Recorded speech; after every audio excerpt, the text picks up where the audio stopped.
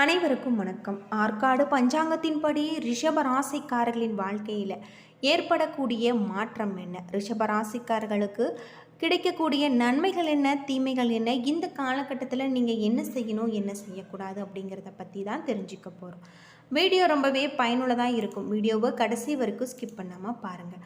நம்ம சேனலை நீங்கள் இன்னும் சப்ஸ்கிரைப் பண்ணலைன்னா மறக்காமல் சப்ஸ்கிரைப் பண்ணிவிடுங்க. ரிஷப ராசியில் நீங்கள் எந்த நட்சத்திரத்தில் பிறந்திருக்கீங்க, உங்களுக்கு எந்த கடவுள் பிடிக்கும் அப்படிங்கிறதையும் மறக்காமல் கமெண்ட் பண்ணுங்கள். பஞ்சாங்கத்தில் சொல்லக்கூடிய சில முக்கியமான குறிப்புகளை பற்றி முழுமையாக தெரிஞ்சுக்கலாம்.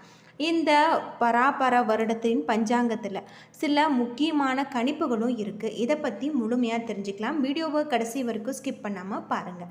நம்முடைய சேனலில் வாராகியம்மன் ஜோதிட நிலையத்தில் அனைத்து விதமான பிரச்சனைகளுக்கும் தீர்வு சொல்லப்பட்டு வருது.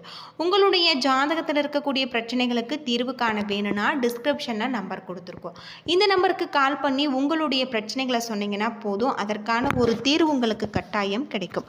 ரிஷப ராசியை பொறுத்தவரை சராசரியான பலன்கள் கிடைச்சிருக்கு. சில இடங்களில் வேலையில் உங்களுக்கு போராட்டம் இருக்கும், சில இடங்களில் சிரமங்கள் இருக்கும். உத்தியோக ரீதியாக சம்பள உயர்வு, பதவி மாற்றம் தாமதமாக இருக்கு. வியாபாரத்தில் மிதமான விற்பனை நடந்து அதற்கான லாபம் கிடைச்சிருக்கு. புதிய முயற்சிகளில் நீங்கள் எச்சரிக்கையோடு ஈடுபடலாம். குடும்பத்தில் சலசலப்பு உண்டாகி சங்கடப்படுத்தும். பிள்ளைகளால் மருத்துவ செலவுகள் ஏற்படலாம். அலுவலகத்தில் மேலதிகாரிகளுடைய ஆதரவை நீங்கள் எதிர்பார்க்க முடியாத ஒரு நிலை. முக்கிய வேலைகளை முடிக்க வேண்டிய ஒரு கட்டாயம். வியாபாரத்தில் லாபம் அதிகரித்தாலும் அதற்கு ஏற்ற செலவுகள் வரும். உங்களுடைய தொழிலை நிதானமாக நடத்த வேண்டிய ஒரு நேரம். குடும்பத்தில் ஏதாவது பிரச்சனைகள் ஏற்படலாம். பிள்ளைகளால் மன நிம்மதி உங்களுக்கு குறையும். பெரியோர்களுடைய ஆதரவு கிடைச்சிருக்கு. குடும்ப தேவைக்கான வருமானத்தை அதிகரிப்பதில் அக்கறை காட்ட வேண்டும். கலைத்துறையில் புதிய தொழில்நுட்பத்தை பயன்படுத்தி திறமைகளை நீங்கள் வெளிப்படுத்துவீங்க. புதிய முதலீடுகளில் திட்டமிட்டு பக்குவமாக நீங்கள் இறங்கக்கூடியதாகும். சந்திரனுடைய இடப்பெயர்ச்சி ஏற்ற இறக்கம் கலந்த பலன்களை கொண்டு வரும். சூரியன் 12ல் இருப்பதால் அடுத்தவருடைய விஷயத்தில் அனாவசியமாக நீங்கள் மூக்க நுழைக்காதீங்க. தொழில் விஷயத்தில் அவசரப்பட்டு இறங்க வேண்டாம். புதிய முதலீடுகள்லையும் நீங்கள் எச்சரிக்கையாக செய்ய வேண்டும். இந்த காலகட்டத்தில் தங்களுடைய தொழில், வியாபாரம், குடும்பம் ஆகியவற்றின் வளர்ச்சிக்காக நீங்கள் பாடுபட வேண்டிய ஒரு காலமாக இருக்குது அப்படின்னே சொல்லலாம்.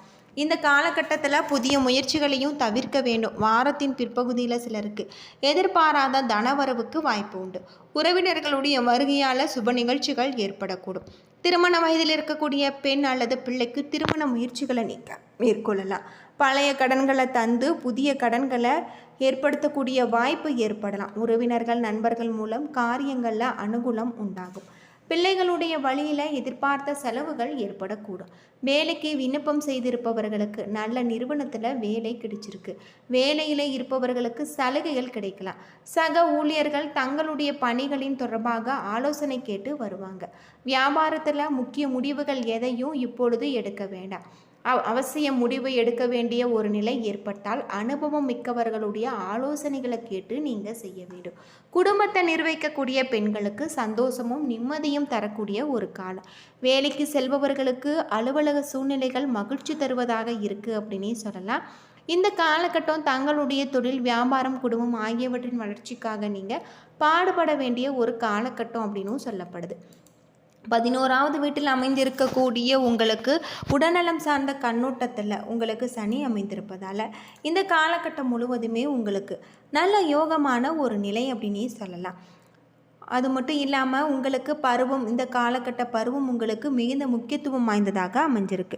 இந்த காலகட்டத்தில் உங்களுக்கு பெரிய அளவிலான உடல்நல குறைபாடுகள் எதுவும் ஏற்படுவதற்கு வாய்ப்பு இல்லை.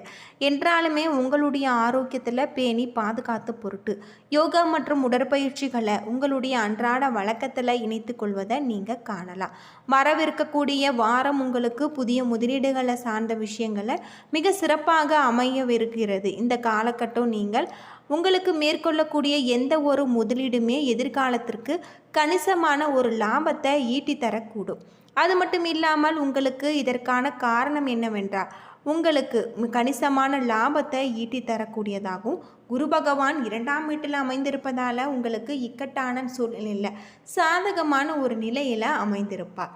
இந்த வாரம் உங்களுடைய வீடு மற்றும் குடும்ப வாழ்க்கை சார்ந்த விஷயங்களில் நீங்கள் உங்களுடைய வார்த்தைகள் அல்லது உங்களுடைய சொற்களில் நீங்கள் கவனத்தை செலுத்த வேண்டியது ரொம்பவும் நல்லது அப்படின்னு சொல்லப்படுது. அது மட்டும் இல்லாமல் உண்மையான முயற்சி மேற்கொள்ளும் உங்களுக்கு நல்ல பயன் அளிக்கும். இந்த காலம் முழுவதுமே பணியிடத்தில் நீங்கள் மேற்கொள்ளும் ஒவ்வொரு பணியையும் மிகுந்த பொறுப்புணர்வுடன் முழுமையான கவனத்துடன் மிக சிறந்த திட்டமிடலுடன் அணுகுவீங்க. இத்தகைய சூழ்நிலைகளில் நீங்கள் மிக சிறந்த மாற்றத்தை கொண்டு வரக்கூடியதாக இருக்குது.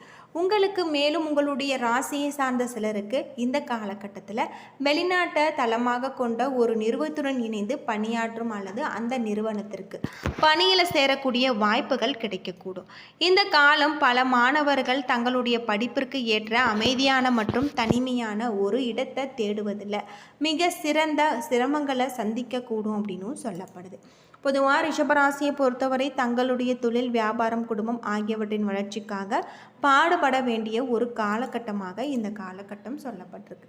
குடும்பத்தில் இருக்கக்கூடிய அனைத்து விதமான பிரச்சனைகளுக்கு தீர்வு கிடைக்கக்கூடிய வகையில் அமைஞ்சிருக்கு. கார்த்திகை 2, 3, 4 பாதங்கள், ரோகிணி, மிருகசிரிசம் 1, 2 பாதங்கள். கிரகநிலை அப்படின்னு பார்த்தா உங்களுடைய ராசியில் சுக்கிரன், தன வாக்கு குடும்பஸ்தானத்தில் குரு, சுகஸ்தானத்தில் கேது, பஞ்சம பூர்வ புண்ணிய ஸ்தானத்தில் சந்திரன், தொழில் ஸ்தானத்தில் ராகு, லாபஸ்தானத்தில் செவ்வாய், சனி, அயன சயன போகஸ்தானத்தில் சூரியன், புதன் என கிரகநிலைகள் இருப்பதால் இந்த காலகட்டம் உங்களுடைய ராசியில் ஏற்படக்கூடிய கிரக கூட்டணியினால் செல்வாக்கு உயரும், வருமானம் கூடும், காரிய தடைகள் நீங்கும், திட்டமிட்டபடி எல்லாமே நடக்கும், ஆடம்பரமான பொருட்களை வாங்க தூண்டக்கூடியதாகும், கடன் தொல்லை குறையக்கூடியதாகும், தொழில் வியாபாரத்தில் எதிர்பார்த்த தடைகள் ஏற்பட்டு நீங்கும், எதிர்பார்த்த பணம் தாமதமாக வந்து சேரலாம். உத்தியோகத்தில் இருப்பவர்களுக்கு பல தடைகளை சந்திக்க வேண்டி இருந்தாலுமே உங்களுடைய முடிவுகளில் வெற்றி உங்கள் பக்கம் இருக்கும். கூடுதல் கவனத்துடன் செயல்படுத்துவது நல்லது. அது மட்டும் இல்லாமல் குடும்பத்தில் சுப செலவுகள் உண்டாகும். வாழ்க்கை துணையின் எண்ணப்படி உங்களுடைய பொருட்களை வாங்கக்கூடிய ஒரு நேரம். கணவன் மனைவிக்கு இடையே நெருக்கம் அதிகரிக்கக்கூடியதாகும். பிள்ளைகளுடைய நலனில் நீங்கள் கவனமாக இருக்க வேண்டியது நல்லது.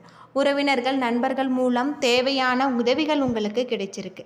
பெண்களுக்கு திட்டமிட்டபடி காரியங்களை செய்து முடிப்பீங்க. தடை நீங்கி பணிகள் வேகம் பிடிக்கும். அது மட்டும் இல்லாமல் செல்வாக்கு கூடும். மாணவர்களுக்கு பல தடைகளை தாண்டி கல்வியை கற்று வெற்றி பெறக்கூடியதாகவும் அடுத்தவர்களால் ஏற்பட்ட தொல்லைகள் நீங்கக்கூடியதாகவும் இருக்குது. கார்த்திகை 2, 3, 4 பாதத்தில் பிறந்தவர்களுக்கு இந்த காலகட்டம் முழுவதுமே உங்களுக்கு சிறப்பான முயற்சிகளில் செயல்படுத்துவது உங்களுக்கு நல்லது. குடும்ப பிரச்சனைகள் தீரும், இதுவும் வரட்டும் பார்க்கலாம் என்று முரட்டு தைரியம் கூடாது. பொருளாதார சிக்கல் ஏற்பட்டு நீங்கும். ரோகிணி நட்சத்திரத்தில் பிறந்தவர்களுக்கு எந்த ஒரு காரியத்திலுமே தெளிவான முடிவு எடுக்க முடியாத ஒரு குழப்பம் ஏற்பட்டு பின்னர் சரியாகும். சொன்ன சொல்ல காப்பாற்றி விடுவீங்க. இதனால் மதிப்பு கூடும். எதிர்ப்புகளை சமாளித்து முன்னேற எடுக்கக்கூடிய முயற்சிகள் சாதகமான ஒரு பலன்களை பெற்றுத்தரும். மிருகசிரிசம் 1, 2 பாதத்தில் பிறந்தவர்களுக்கு தொழில் வியாபாரத்தில் ஈடுபட்டு இருப்பவர்கள் திட்டமிட்டபடி செயலாற்றி வெற்றியை எற்றி பிடிப்பாங்க. வியாபார போட்டிகள் குறையக்கூடியதாகவும் உத்தியோகத்தில் இருப்பவர்களுக்கு புதிய பதவி கிடைக்கும்.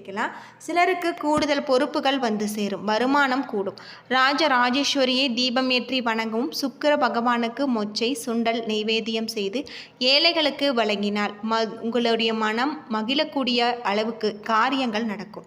அது மட்டும் இல்லாமல் கடன் பிரச்சனை இந்த காலகட்டத்தில் தீரக்கூடிய வகையில் தான் சொல்லப்பட்டிருக்கு. சிறப்பான நல்ல ஒரு மாற்றத்தை தரக்கூடிய வகையிலும் உங்களுக்கு கிரக நிலைகள் இருப்பதால் நீங்கள் நரசிம்மர் வழிபாடு உங்களுடைய வாழ்க்கையில் வளத்தை உண்டாக்கும். குரு பார்வையால் உங்களுடைய உத்தியோகத்தில் ஏற்பட்ட தொழில் நெருக்கடிகள் நீங்கும். அரசியல்வாதிகளுடைய செல்வாக்கு உயரலாம். வெளிநாட்டு முயற்சிகள் சாதகமாகும். வேலைகளுக்காக முயற்சிப்பவர்களுக்கு நல்ல தகவல்கள் வந்து சேரும். ரோகிணி நட்சத்திரத்தில் பிறந்தவர்களுக்கு சங்கடம் விலகும், செல்வாக்கு உயரும், தடைப்பட்ட வேலை நடக்கும், பணப்புழக்கம் இருக்குது. வேலையில் ஏற்பட்ட பிரச்சனை முடியும். என்ன நண்பர்களே, இந்த வீடியோ உங்களுக்கு பயனுள்ள ஒரு தகவலை தந்திருக்கும்னு நினைக்கிறேன். வீடியோ பிடிச்சிருந்தா லைக் பண்ணுங்கள், ஷேர் பண்ணுங்கள், கமெண்ட் பண்ணுங்கள். நன்றி நண்பர்களே.